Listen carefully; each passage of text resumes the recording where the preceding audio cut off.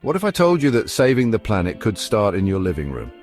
Let's dive in. First up, let's talk about energy. Swap out those old light bulbs for energy-efficient LEDs.